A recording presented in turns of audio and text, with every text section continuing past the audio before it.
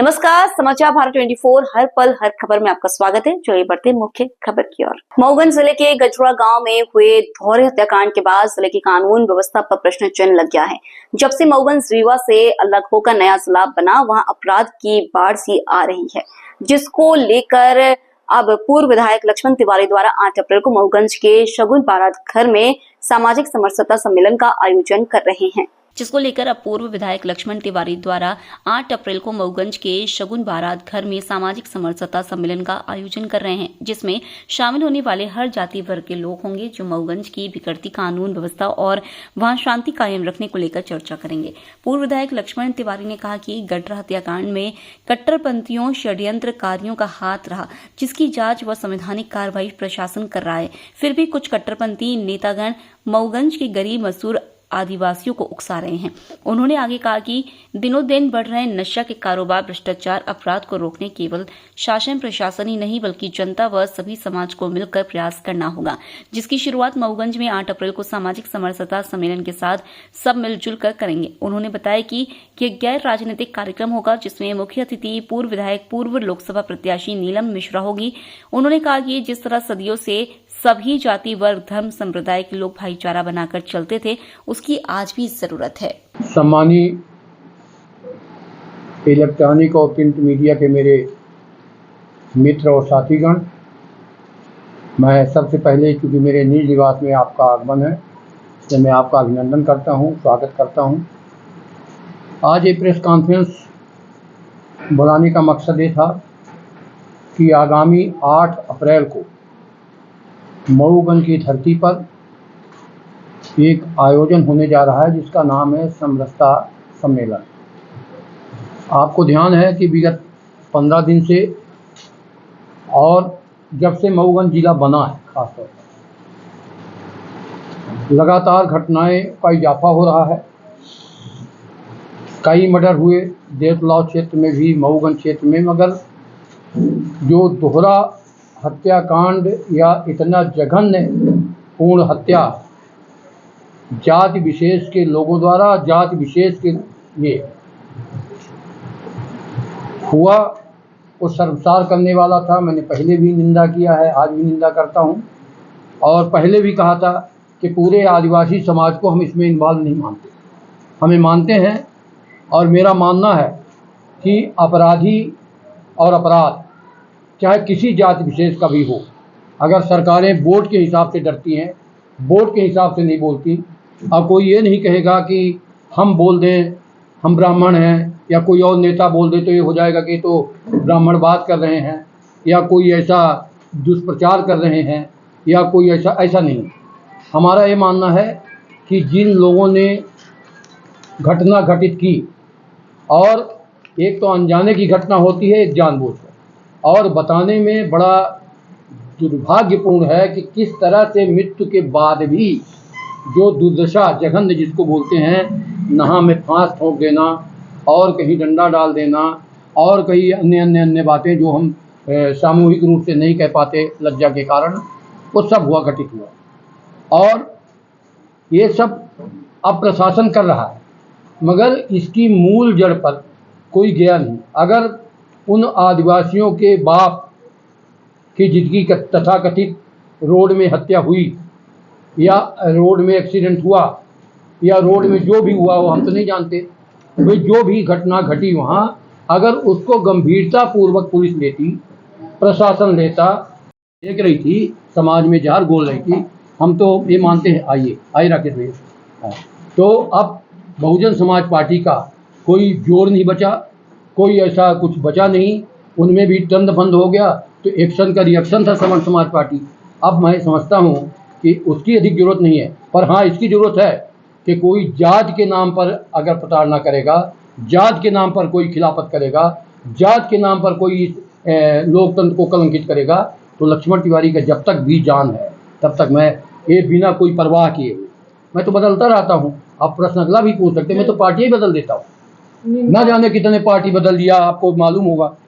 हम तो बदलते रहते हैं, हमको कोई थोड़ी है फिक्र है कि हम वोट कम पाएंगे कि ज़्यादा पाएंगे जब अब जनता की ज़रूरत है। मऊगंज में इस समय लक्ष्मण तिवारी की ज़रूरत है, क्योंकि वहाँ जो पक्ष और विपक्ष दोनों जो क्रियाकलाप है उनका कुछ गड़बड़ है। मैं नाम नहीं ले रहा हूँ पक्ष विपक्ष में कौन है, मैं नाम नहीं लेता हूँ इनका किसी का, परंतु जनता की गुहार के कारण मैं समरसता सम्मेलन करने जा रहा हूँ। निंदा बस कर रहे हैं बुद्धसेन पटेल के बयान की, तो कत्ल कौन करेगा? नहीं तो आप FIR की मांग नहीं कर रहे हैं? FIR की मांग क्या, मैं तो लगे ये बताया मैंने पहले ही कि निंदा नहीं कर रहा हूँ, निंदा ही कर रहा हूँ। मैंने कहा कि ईंट का जवाब पत्थर से देंगे अगर इसकी पुनरावृत्ति करेंगे, ये भी हमने कहा है। दूसरी बात कहा है कि अधिवक्ता गण लगे हैं, समाज में कोई एक आदमी प्रमुख लक्ष्मण तिवारी नहीं है, यहाँ बड़े बड़े बुद्धिजीवी, बड़े अच्छे लोग हैं, बड़े बड़े अग्रणी भूमिका प्रतिपादन करने वाले लोग हैं, ये लगे हैं। न्यायालय से आपके अखबार के माध्यम से हमने पढ़ा है आज ही कि न्यायालय में गया है, न्यायालय ने 15 दिन या 17 दिन के लिए समय दिया है उनको कि इतने दिन में अपने सिविल लाइन थाना उसका परीक्षण करके हमको रिपोर्ट प्रतिपादित करेंगे। निंदा ही नहीं करेंगे। अगर वो पुनरावृत्ति करेंगे तो मैंने कहा है कि फिर जैसा वो चाहते हैं हम भी हो जाएंगे। हमारे पास भी टीम है अभी, और हम अभी लोकतंत्र पर आस्था का रखने वाले लोग हैं, मर्यादा को मानने वाले लोग हैं। अब तथाकथित जो बयानबाजी करके वहाँ जाके आगे पीछे फ़ोटो खिंचाते हैं, हम उनमें से नहीं। हम गढ़वा कांड में भी एकादशाह हो गए, बयान दिया, काम किया, उस परिवार के लिए हम समर्पित हैं, और परंतु अब खड़े होकर चापलूसी नहीं करनी। आप सामाजिक समरसता सम्मेलन निकालने वाले हैं, जी। कल गढ़वा गांव में फिर से लॉ एंड ऑर्डर की स्थिति बनी। आपका मऊगंज क्षेत्र रहा है, जिस तरह से बीते दिनों में मऊगंज में कानून की व्यवस्था की स्थिति खराब हुई है, इस पर आप क्या कहेंगे और किसका दोष पाते हैं आप?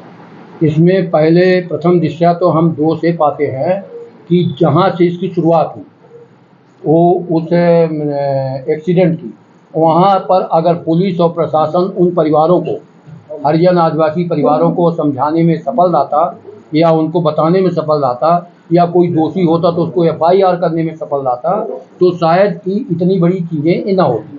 तो पहली बात है, अब मैं दोषी मानता हूँ कि अभी भी जो प्रशासन काम कर रहा है केवल उपस्थिति दे रहा है, उपस्थिति के अलावा कोई ऐसा काम नहीं कर रहा है जो ठोस कदम उठाकर इस निर्णय तक पहुँचे कि क्या करना चाहिए।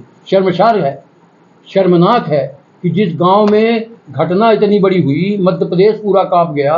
और मैं फिर कहना चाहता हूं कि एक आदिवासी मंडला में वो श्योर सर्टन नहीं है कि किससे मारा गया या किससे उसमें किया गया, तो पूरे विधानसभा में जानबूझ के पुलिस को भी मारा, जानबूझ के उसको भी, सनी को भी मारा, जानबूझ के हुआ। और इसकी भी जांच हो। जो 3 लोग, पिता अपना 3 शादी बताते हैं कि किया था, हमने अपने कार्यकर्ताओं से पूछा, और क्या कारण है कि लड़की और लड़का को भी पहले फांसी में चढ़ाया होगा, इसके बाद खुद फांसी में चढ़ा, तो ये बहुत कोई बड़ी बात होगी। इसका जांच करने से ही पूरा रिजल्ट निकलेगा।